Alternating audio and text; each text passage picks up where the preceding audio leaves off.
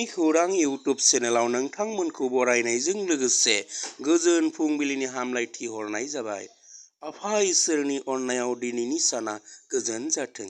आसा खालामो नोंथांमोना दिनैनि रादाबखौ जोबजासिम नायगोन।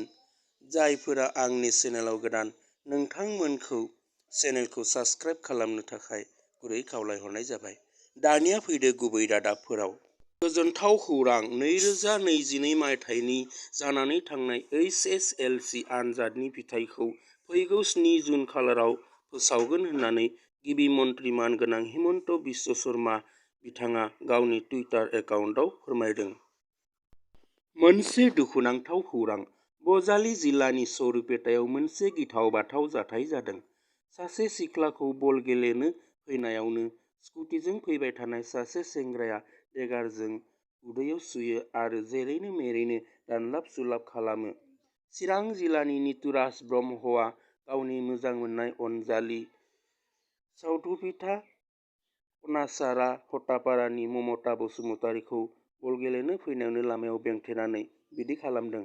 ममता बसुमतारीखौ बरपेटा देहा फाहामसालियाव लांनाय जादों आरो दायनिगिरिखौ पुलिसआ खारनानै लाङो होननानै खौरां मोन्दों।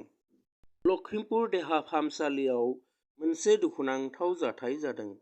देहा फाहामसालियाव कारेन्ट गैयैनि थाखाय अपारेशन खालामबाय थानाय समाव सासे हिनजावआ जिउ गोमानाय जाथाय जादों।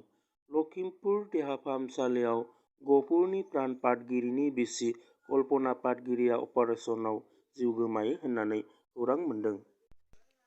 गवानिफ्राय हायदराबादसिम फैबाय थानाय गंसे गारिया गंसे माल गारिजों सौदावनानै 50 मिटार सिङाव गोग्लैनानै अर नाङो।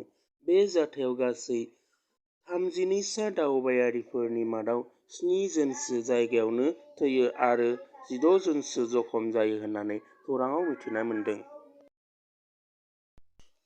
रङामाटी 37 नं राजा लामायाव जाब्रबथाय जानानै कर'यनि गोजौ फरायसालिनि बिगियान फोरोंगिरि उत्पल बराया जायगायावनो जिउ गोमायो।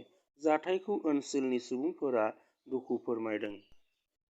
साबुवानि टेङाखारला हवाननिफ्राय दुलियाजाननिफ्राय थांनाय AS0607549 गंसे विंगार कारआ उल्था दिगजों फैबाय थानाय AS0753773 उन्दै कारजों सौदावलायो।